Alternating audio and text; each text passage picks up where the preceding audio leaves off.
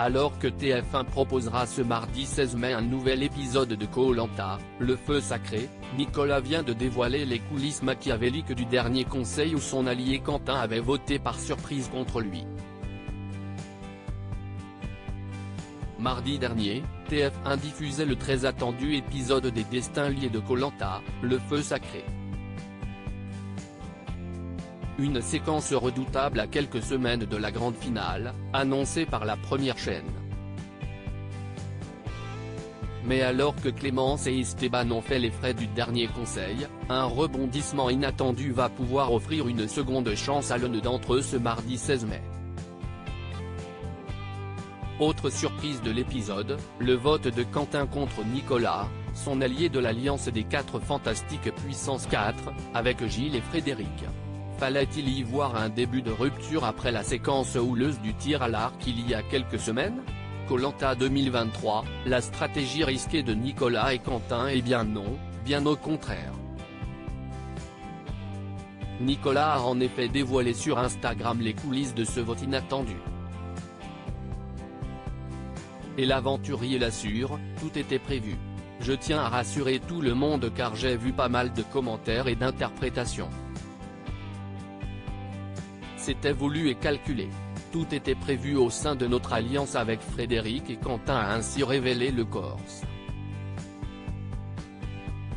Et de scène expliquée, on s'était mis d'accord pour que Quentin inscrive mon nom pour une fois de plus se faire un peu oublier. Faire oublier notre stratégie à 3 et idéalement récupérer le vote noir d'un des binômes qui serait éliminé lors de ce conseil. Koh-Lanta, le feu sacré, Nicolas et ses alliés en position de force, une stratégie risquée mais payante puisqu'Esteban a en effet offert son vote noir à Quentin lors du prochain conseil. Les garçons de l'aventure semblent donc en position de force à quelques épisodes de l'orientation et des poteaux. Ça a marché comme sur des roulettes, on récupère un vote supplémentaire.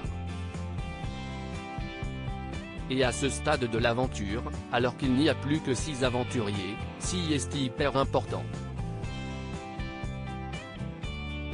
Maintenir cette alliance est assez difficile mais je suis assez fier de constater qu'elle tient.